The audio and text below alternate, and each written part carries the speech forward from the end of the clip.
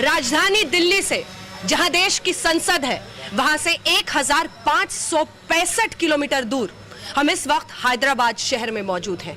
और हैदराबाद में, जिसे इस पूरे शहर में लोग जानते हैं ओवैसी के नाम से, गॉड फादर के नाम से, वही MIM चीफ असदुद्दीन ओवैसी साहब के साथ ईरानी चाय पर चर्चा हो रही है राजनीति की।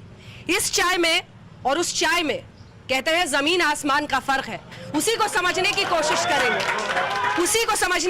करेंगे और ओवैसी साहब, आपके चाहने वाले तो चारों तरफ से घेर चुके हैं हमें। जी नहीं, हम आज तो इलेक्शन कैंपेन में हैं और पदयात्रा कर रहे हैं, तो यकीनन आवाम का पूरा सपोर्ट, तायीद, उनकी मोहब्बत और दुआएं हमारे साथ में हैं और मुझे पूरा यकीन है कि यहाँ की हैदराबाद की चाय कामयाब होगी।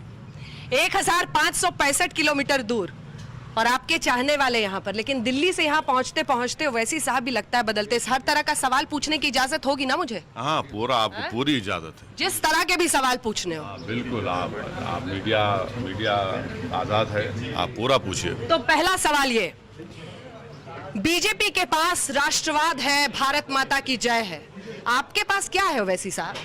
मेरे पास बाबा साहब अम्बेडकर का दिया हुआ संविधान है। अम्बेडकर का दिया हुआ संविधान मेरे पास है, जो इन तमाम बीजेपी के मुद्दों से बड़ा है। सभी मुद्दों से बड़ा है? हाँ, संविधान जिसके पास होगा वही सबसे बड़ी ताकत उसके पास होगी। और इसीलिए मैं जब संविधान की बात करता हूं तो संघ परिवार बीजेपी के पास इसका कोई जवाब ही नहीं होता। लेकिन जब आप भाषण देते हैं यहाँ पर शाम में, तब तो आप संविधान की बात नहीं करते सर, तब तो बीफ बिरयानी आ जाती है। नहीं, संविधान के दायरे में रहकर, मॉडल कोड ऑफ कंडक्ट के दायरे में रहकर, क्योंकि आपको याद होगा कि जब 2014 के चुनाव हो रहे थे, उस वक्त नरेंद्र मोदी इलेक्शन कैंपेन में कह रहे थे कि पाकिस्तान के लोग आए थे, हमने उनको बिरयानी खिलाई, तो उन्हीं का जुमला मैं उनको याद दिलाया हूं। और बाद में जब उनके बीजेपी के लोगों ने एतराज़ किया कि वो बिरयानी नहीं खाते, तो मैंने कहा ठीक है, अब ढोकला खा के सो गए होंगे। ढोकला खा के सो गए होंगे मतलब किसी और पर नहीं, सीधे मोदी पर प्रहार करो। मतलब वो इसलिए क्योंकि ओवैसी साहब, आपको पता है कि ये लोग क्या सुनना चाहते हैं। नहीं, ये लोग तो हमारी बात पिछले 60 साल से सुन रहे हैं और क्योंकि हमारी बात को ये समझ चुके हैं, हम ये चाह रहे हैं कि जो लोग हमारी बात को नहीं समझे हैं उनको हम समझाने की कोशिश कर रहे हैं कि ये जो खेल बीजेपी खेल रही है और बार बार अपनी कमज़ोरियों को छुपाने के लिए वो ऐसे मुद्दों को उठाते हैं। मिसाल के तौर पर पुलवामा का हमला हुआ, हम सब ने उसको कंडेम किया, मगर इसकी जिम्मेदारी किस पर आयद होती है? हम जानते हैं कि पड़ोसी मुल्क ने उन तमाम लोगों की मदद की, मगर आप क्यों खामोश बैठे थे? इतनी बड़ी तादाद में RDX वहाँ पर कैसे गया? कौन जिम्मेदार है? किसी एक मंत्री को आपने हटाया, किसी एक ऑफिसर को हटाया? किसी को नहीं। गवर्नमेंट आपकी है, गवर्नर राज आपका है, गवर्नर गवर्नमेंट ऑफ इंडिया को, प्राइम मिनिस्टर को रिपोर्ट करता है, तो भाई इसकी पॉलिटिकल रिस्पॉन्सिबिलिटी भी तो आपके घर पे आती है, आपके दरवाजे तक आती है, मगर आपको एक्शन लेने तैयार ही नहीं है उसके ऊपर। लेकिन ये जो आप जितनी बातें बोल रहे हैं, ये बीजेपी के एजेंडे कोई तो नहीं हवा दे रहे हैं? नहीं, हरगिज नहीं। हम बीजेपी को एक्सपोज कर रहे हैं क्योंकि बीजेपी पुलवामा की जिम्मेदारी लेने के लिए तैयार इसलिए नहीं हो रही क्योंकि उनको मालूम कि वहां पर एक्सपोज हो जाएंगे। सर, वो तो कह रहे हैं एयर स्ट्राइक से 56 इंच हो गया, अब तो पूरे विश्व को दिखा दिया मोदी जी ने। नहीं, एयर स्ट्राइक जरूर हुआ। हमको ऑब्जेक्शन इस बात का है कि क्या राजनाथ सिंह सच कह रहे हैं या गवर्नमेंट ऑफ इंडिया का जो ऑफिशियल स्टैंड है, जो फॉरेन सेक्रेटरी ने रखा, वो सच है। मेरा मानना यह है कि जो स्टैंड फॉरेन सेक्रेटरी ने दिया वो सच है, जो इंडियन एयरफोर्स के चीफ ने कहा वो सच है। बाकी अमित शाह, राजनाथ सिंह, अहलूवालिया, एग्रीकल्चर मिनिस्टर, ये सब सियासी रोटी अपनी सेकने की कोशिश कर रहे हैं। कोई कहता है 250, कोई कहता है 300, कोई कहता है 150, कोई अहलूवालिया कहते हैं कि मारना मकसद ही नहीं था।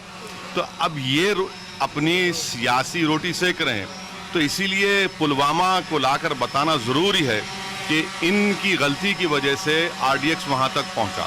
या फिर ये है सच्चाई कि सबूत गैंग का हिस्सा बनकर आपको लगता है कि आप अपने वोट बैंक को केटर कर पाएंगे? नहीं, मुझे जो गवर्नमेंट ऑफ इंडिया का जो स्टैंड है मैं उसको मानता हूँ।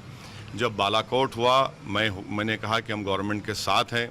पहला उरी का हमला हुआ जिसको सर्जिकल स्ट्राइक के नाम से मशहूर कर किया गया, मैंने कहा कि हाँ हम उनके साथ हैं। मगर ये जो पॉलिटिक्स खेलने की कोशिश कर रहे हैं ये इसमें नाकाम हो गए, इसलिए अब आप देखते हैं बालाकोट नहीं, अब चौकीदार पे आ गई बात। चौकीदार पर भी चर्चा करेंगे, लेकिन आप यहाँ पर मौजूद है, ओवैसी जी के साथ अलग अलग जा रहे हैं। कौन सी बात अच्छी है इनकी? हर बात अच्छी है ओवैसी साहब। बस कीजिए, इतने भी मोहब्बत ठीक नहीं है। ये बताइए कि सांसद साहब क्या ऐसा कर रहे हैं जिससे आपको लग रहा है कि पूरा हैदराबाद शहर का युवा खुश है? हर चीज सच्चाई, हर चीज में सच्चाई है उनकी, हर चीज में जो काम करते हैं सच्चा करते हैं। सच्चा करते हैं, क्या किया है? हर चीज क्या आप बताइए क्या नहीं क्या है यहाँ पर। हैदराबाद में हर चीज है आजकल, कोई चीज की कमी नहीं है। बॉम्बे दिल्ली के बराबर में है हर लिहाज से, कॉल सेंटर्स है यहाँ पर, हर चीज है। आप बताइए क्या ऐसा खास है, क्यों चौथी बार फिर से लोग चुने? देखिए असदुद्दीन साहब की जो बात है, कोई पार्टी में नहीं है। पार्टी जो भी हिंदुस्तान में सब में बड़ी पार्टी माइनॉरिटीज़ की है MIM है।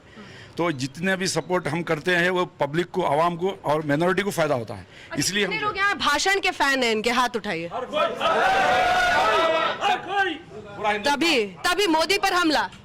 नहीं, देखिए ऐसा नहीं है। कोई इलेक्शन, आप कोई भी पॉलिटिकल पार्टी कामयाबी हासिल नहीं करते सिर्फ भाषण की बुनियाद पर। आपको काम करना पड़ता है ज़मीन के ऊपर, और हम यहाँ पर काम किए हैं तो इस बुनियाद पर जीते। कोई भाषण के ऊपर नहीं जीतता, कोई तकरीर कर दिए और लोग हा जिंदाबाद हु हा होगा, नहीं होता। ये एक बार हो सकता है, बार बार नहीं हो सकता है। पर हुआ तो कर रहे हैं सारे। किसी को कोई फेमस लाइन याद है क्या ओवैसी साहब की? कौन बोलेगा? हाँ, आओ इधर आओ। युवा आगे आइए, जल्दी आइए, बोलिए कौन सी लाइन याद है? आ जाओ बाबा एक बार हैदराबाद, ओनली 5 लाख। ये लीजिए।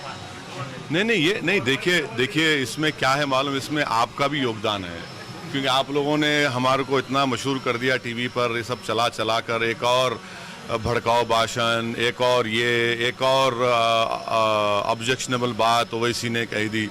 तो हमको तो खुशी होती है। देखिए हम एक छोटी पार्टी है, और आप लोग हमको अगर 9 बजे और अंजना ओम कश्यप 6 बजे अगर कोई असदुद्दीन ओवैसी से प्रोग्राम करते हैं तो हम तमाम लोग शुक्रिया अदा करते हैं आपका कि भाई आपने हमको कुछ काबिल समझा, इसलिए तो आप प्रोग्राम कर रहे हैं हमारा।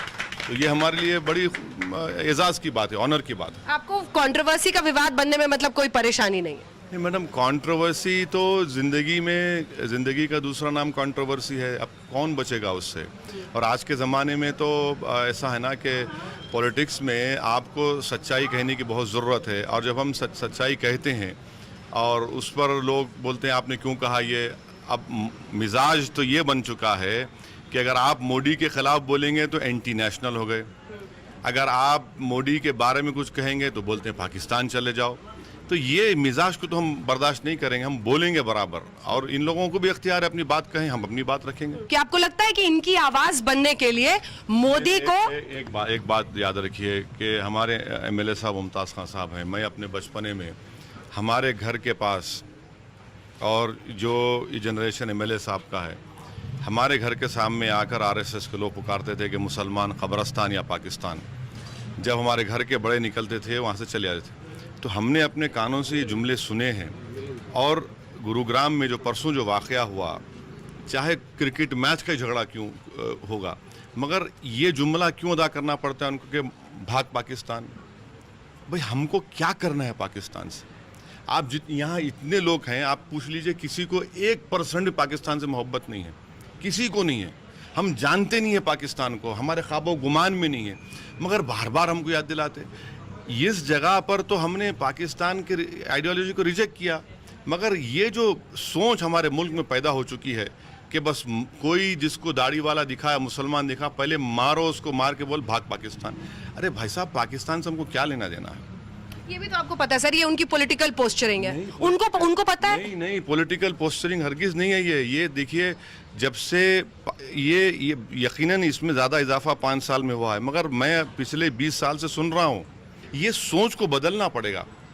ये बार बार अगर आप हमको इस तरह से शक करेंगे, ये ठीक नहीं है, ये बिल्कुल ठीक नहीं है उस मुल्क के लिए। ये पॉलिटिक्स अपनी आप कहाँ ले जाना चाहते हो वैसी साहब? मैं छतों से भी देख रही हूँ, लोग देख रहे हैं, बहुत सुन रहे हैं। कई लोगों ने मुझे, आप आए हैं इसलिए आपको देख रहे हैं, हमको नहीं देख रहे हैं। क्या असदुद्दीन ओवैसी उसी ब्रांड ऑफ पॉलिटिक्स को आगे ले जा रहे हैं जैसा हमने बाला साहब ठाकरे का एक वक्त में देखा था मुंबई में, महाराष्ट्र में? नहीं, खुदा ना खास्ता मैं कभी इस शहर में सर परिंदा पर नहीं मानता आपकी इजाजत के बिना। बिल्कुल नहीं, नहीं नहीं नहीं नहीं नहीं नहीं नहीं, गलत बात है। ऐसा कोई नहीं है। हम चाहते ही हैं कि लोग हम पर तनकीद करें, हमारे खिलाफ बात करें, और उनको पूरी इजाज़त है। हम कितना रोक सकेंगे? चलिए हम करते, मान लीजिए, क्या सोशल मीडिया को रोक सकूंगा? क्या मैं मीडिया को रोक सकूंगा? यकीनन हम में कमज़ोरियाँ हैं। मैं ये नहीं कह रहा हूँ कि हम दूध के धुले में, हम में भी गलतियाँ हैं। कमजोरी बताइए सर। नहीं, बहुत सी है मैडम, इंसान है, बहुत सी कमज़ोरी है, बहुत सी कमज़ोरियाँ हैं। हम उसको ओवरकम करने के तो लाइफ लॉन्ग स्ट्रगल है। मगर ये कहना कि भाई आप हम इजाज़त नहीं देते, क्यों नहीं देते? राहुल गांधी आकर इसी 4 मीनार के दामन में इतना बड़ा जलसा किए, सिर्फ 1500 लोग जमा किए, डिपॉजिट जब्त, और एक मरतबा है किसी जगह पर। आपके फेवरेट आजकल राहुल गांधी बन गए वैसे मोदी के बाद। नहीं, मैं देखिए, मेरा मानना यह है कि हिंदुस्तान में कोई एक ही नेशनल पार्टी है, एक बीजेपी है, एक 1.5 बीजेपी है। ये है, दोनों है, दोनों में कोई फ़र्क नहीं है। एक जनेधारू हैं, एक हिंदू नेशनलिज्म की बात करते हैं, तो क्या फ़र्क है इन दोनों में? कोई फ़र्क ही नहीं रहा।